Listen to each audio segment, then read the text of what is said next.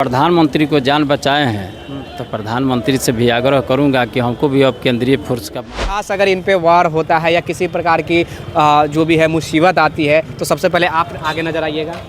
तो हम साथ रहते तो पाकिस्तान से इसी नंबर फ़ोन पर हमारा आया था।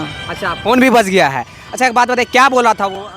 आर्म के साथ पिस्टल लेके अगर वो रात में पब्लिक प्लेस पे सोता है, किसी भी प्रकार की घटना हो सकती है, पिस्टल लेके कोई भाग भी सकता है, चोरी भी हो सकता है, तो पुलिस पर अभी हमारी उपस्थिति पटना जंक्शन 10 नंबर प्लेटफॉर्म पे मौजूद है और आपको हमारे राइट साइड में एक शख्स दिख रहे होंगे जो कुली है, पैसे से सरकारी कुली भी हैं। 31 इनका बैच नंबर है, कुली है, और जस्ट पीछे इनके देखेंगे तो एक पुलिस के जवान आपको दिख रहे होंगे। अब क्यों ऐसा है भैया? देखिए, एक कहावत है कि हर व्यक्ति के पास एक शौक होता है कि हम एक व्यक्ति, 2 व्यक्ति, 3 व्यक्ति, 10 बॉडीगार्ड लेके घूमेंगे, और वही आज हमारे कुली साहब जी को मिला है, बॉडीगार्ड मिला है, कोर्ट के द्वारा मिला है। इनका कहना है कि सुप्रीम कोर्ट के द्वारा हमें दिया गया। अब क्यों इनको बॉडीगार्ड दिया गया है, इनसे हम पहले तो हम बातें करेंगे। सर, सबसे पहले तो सर अपने बारे में थोड़ा बताइएगा। सर,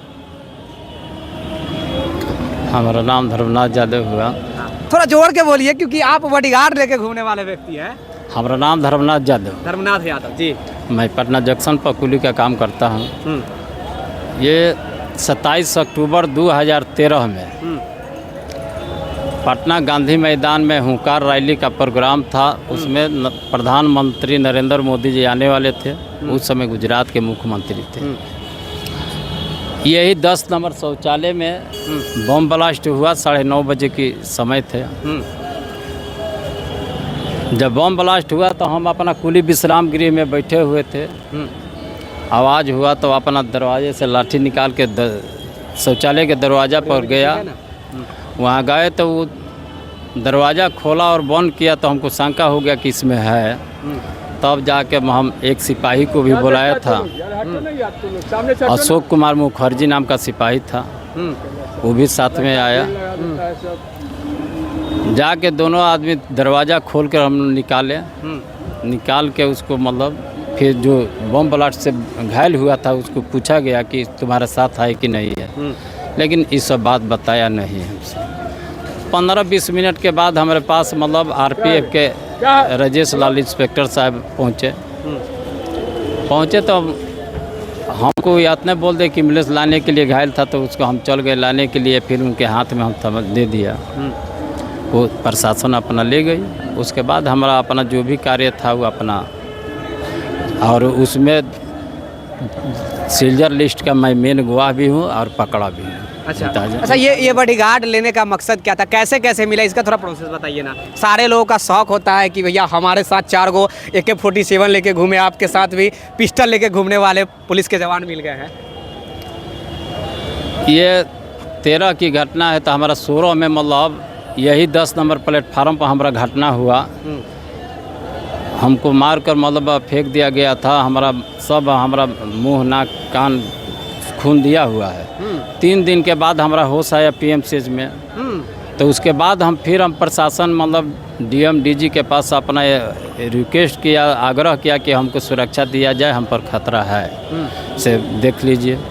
बहुत रिक्वेस्ट करने के बाद नहीं मिला, तब हम जाके हाई कोर्ट में अपना लीड किया। तो हाई कोर्ट से मतलब हमको GRP का पहला सिपाही मिला। यही GRP साहब। अच्छा, तो रेल परिसर तक ले हमको मिला। उसके बाद हमको बाहर जाने के लिए हमारा परेशानी झेलना पड़ता था। फिर हाई कोर्ट में हम ये आग्रह किया कि भाई बाहर जाने के लिए रेल परिसर में मिलता है, बाहर जाने के लिए नहीं मिलता है।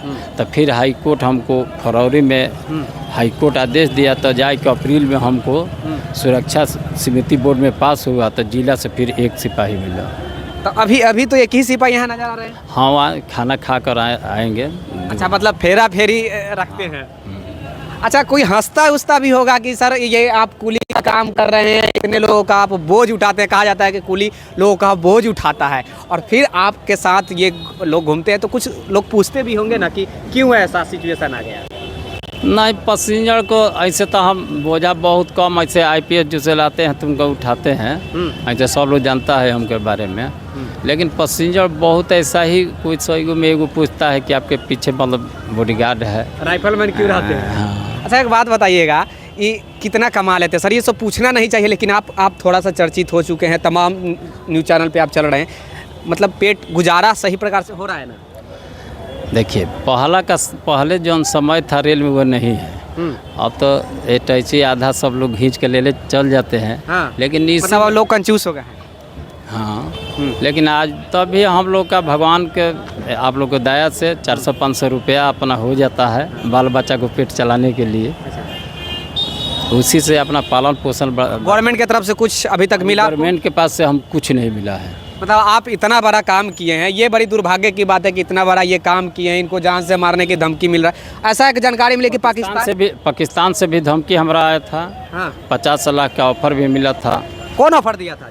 पाकिस्तान से इसी नंबर फ़ोन पर हमरा आया था। अच्छा, फ़ोन भी बच गया है। अच्छा, एक बात बताइए, क्या बोला था वो जो ऑफर देकर? आके आपको हम 50 लाख रुपया हम देंगे। हाँ। हम उसमें सीजर लिस्ट का मेन गवाह भी हूँ। हाँ।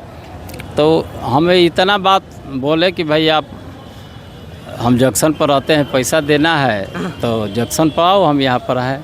हाँ। तब उसी समय फिर हम इस बात को उसको गाली भी दिए थे कि पाकिस्तान से फ़ोन किया है और तुम बोल रहा है कि मतलब यहाँ से किए हैं। तो हम नंबर तुरंत अपना लिख पढ़ के थाना में अपना दिए, GRP कंकड़बाग, हम DG DM साहब, IG DIG जो भी था, फिर गृह मंत्रालय विदा किए, प्रधानमंत्री के पास भी विदा किए ताकि ऐसा हमारे पर घटना मतलब। गवर्नमेंट की तरफ से और कोई सुविधा आपको? अब हमारा जो भी आवास हम DR अहमद GM साहब से रिसीव कराए हैं कि हमको भाई सुरक्षा मतलब रहता है से आवास हमको रेल में दिया जाए। कहें कि हमको परेशानी होती है, आखिर दिन में रहते हैं 10 बजे तक रहने का व्यवस्था हो जाएगा तो 24 घंटा हमारे साथ रहेंगे। लेकिन आवास हथियार का बात है, कुली विश्राम गृह में रहते हैं, यहाँ पर कुली भी रहते हैं, तो उस बीच में तो हथियार नहीं रहेगा। इसलिए हम DR अहमद GM साहब से भी रिसीव कराए हैं कि मतलब हमारा कोई आवास इसी में सर आप रहते हैं? हाँ, इसी में। देखिए, कुली विश्राम गृह इसी में, तो इसमें बहुत सारा कुली रह रहे होंगे। ठीक है, मत जाओ अंदर में। तो हम DR अहमद GM साहब से आग्रह है कि हमको आवास दिया जाए, एक लड़का को नौकरी दे दिया जाए ताकि हम लोग का उम्र एथी हो गया, ढल गया। कितना हो गया उम्र? हम लोग का भी 51-52 उम्र हो गया। 51-52 हो गया।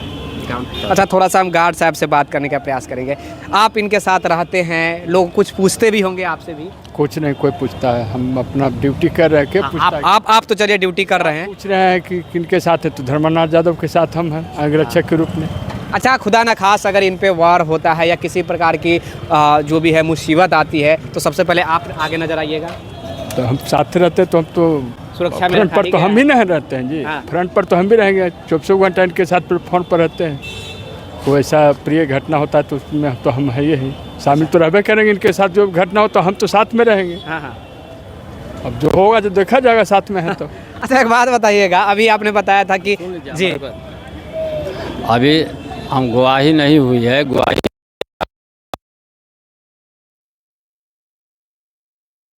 केस हो गया है। हाँ, कि गवाही हम बिना दिले नहीं छोड़ेंगे। हाँ। हम सीजर लिस्ट का मेन गवाह हूँ। NI लोग पैसा लिया है तभी हमारा गवाही को रोका गया है। मतलब आप किसी पे ब्लेम लगा रहे हैं सर NIA पर? इसलिए कि हम गवाही जब देने के लिए तैयार हैं, ये देश मामला का बात है। देखिए, यहाँ पर पार्टी पोटीशन की बात नहीं है, ये देश का बात है।